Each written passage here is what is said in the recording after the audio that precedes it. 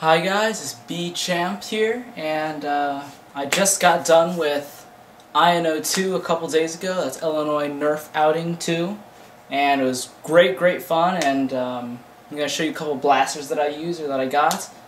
And first off, Ace Nerfer, who is the host. You should check out his channel. I'll put it in the description.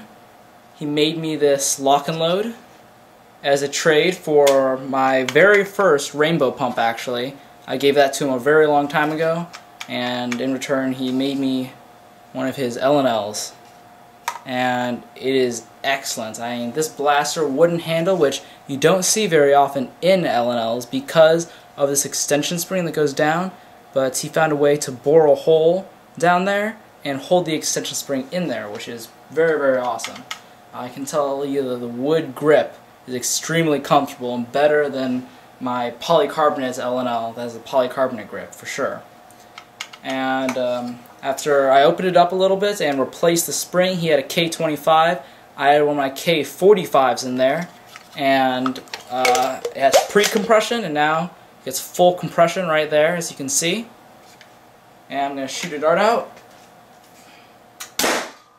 It's very powerful. I am getting at least 80 feet off of this guy. I mean, it is incredible for a pistol, and it's definitely my new secondary blaster. Thank you again, Ace Nerfer. Here was my primary of the day, of course. One of my fantastic rainbow pumps.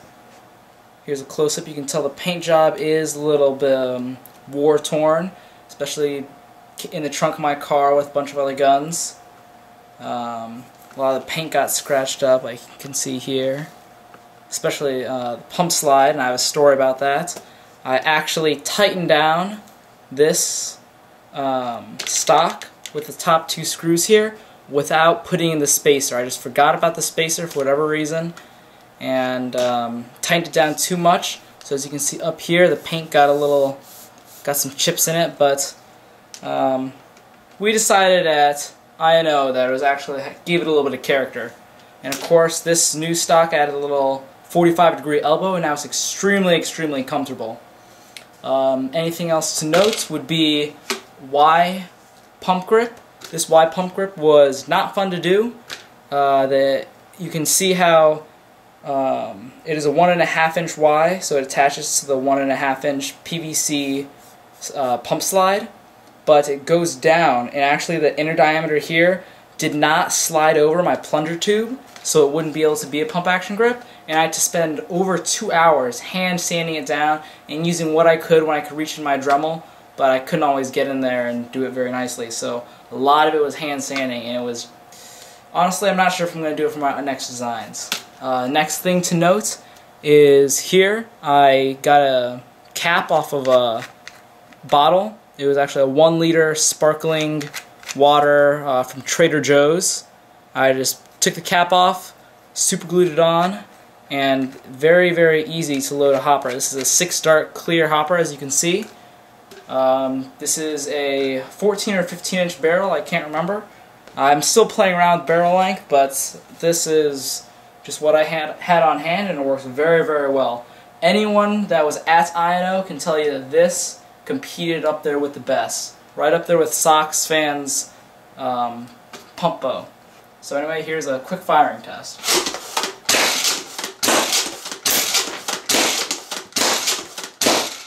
And of course it is completely dry fireable, which all of those last ones were dry fires, and there's a lot of padding back there. I know that I will never break this gun because of a dry fire. I was extremely accurate with this, and I was very happy with the way it performed. This is extremely comfortable grip and comfortable stock, and the trigger, of course, very comfortable also. And here I have my Ultima Missile Blast, if you remember, but you can see that something's missing. The coupler. It was a very hot day in Illinois during INO, and here is the coupler now, and you can see what broke off right there, that white plastic part. That is actually a part of the tank. you can see that it would originally attach on like this, and that is actually a part of the tank. I don't know if you know Ultimate Missile Blast very well, but I didn't know this, but this front piece was actually the manufacturer super glued onto the front of the tank, and that's what this seals to. Nothing I messed with at all. It was all the stock parts that I just failed to reinforce because I've never even seen this problem before, but the heat melted or weakened the super glue, and I guess after building up pressure, since there is no overpressure release valve in this, I did my normal 3 pumps, which is equivalent to 10 pumps with the stock pump, and this thing just flew off, and it was really, really weird, but I'm very, very disappointed and sad that that happened. This happened to this one and my Ultimate Missile Blast with the stock pump. It was still plugged, which was what caused the problem, but both of those failed on me. I also did get to use my Pack Snap 2.0, but it was larger and unwieldy wider. Although it was very, very fun, but compared to my Rainbow pump, it didn't perform well in terms of range, because the K45 spring is very, very strong, especially when I'm getting 7.5 inches of draw out of that thing. So it's hard to compete with something like that, Can't think of anything else. I am going to be starting a new war series, and I'm going to do my next video probably on the war site that I will be at for Mayhem, which is the Central Illinois Nerf War that's going to be coming up.